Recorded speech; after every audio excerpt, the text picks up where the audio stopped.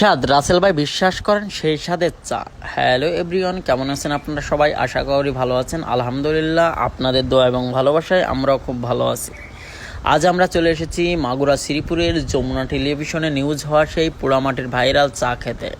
যেহেতু প্রথমবার এখানে আসছি, আমাদের চীনে আসতে একটু সমস্যাই হয়েছে। শ্রীপুরের মাঝে অনেকের কাছে জিজ্ঞেস করতে হয়েছে যে আপনাদের পোড়ামাটির চায়ের আড্ডা এই স্টলটি কোথায়। অবশেষে আমরা চলে আসছি। আসার পরে এখানে আমরা যেটা দেখতে পেলাম যে 220 থেকে 250 প্রকার চা বা কফি এখানে পাওয়া যায়।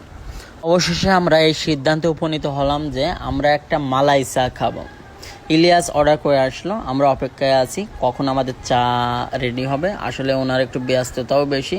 অবশেষে আমাদের মালাই চা আমাদের সামনে চলে আসলো। সর্বপ্রথম ইলিয়াসই দেখতেছিল টেস্টটা কেমন। এদিকে আশিক ভাইও আগ্রহ নিয়ে বসে আছে, শওকত ভাইও নাড়াচাড়া করতেছে।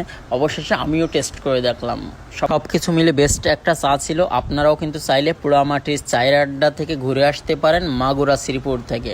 ধন্যবাদ, ভালো থাকবেন।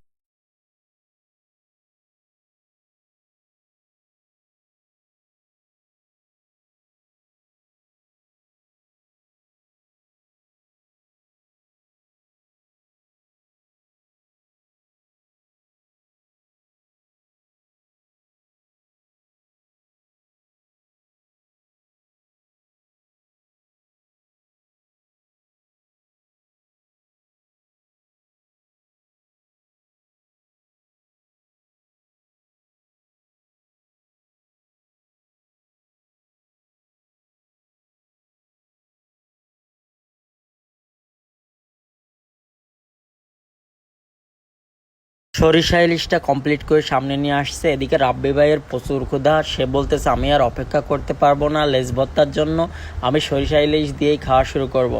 দেখতে দেখতে এর মধ্যে লেজ ভর্তা, ইলিশ মাছ ভাজি, ইলিশ মাছের ডিম ভাজি এবং পেঁয়াজ ভর্তা সবগুলো আইটেমই চলে আসছে। সব কিছু মিলে আলহামদুলিল্লাহ খাওয়া দাওয়া করলাম। খাওয়া দাওয়া শেষ করে আবার আমরা ছুটে চললাম চমলক্ষ বাহিনী নিয়ে আমাদের আপন নেলে।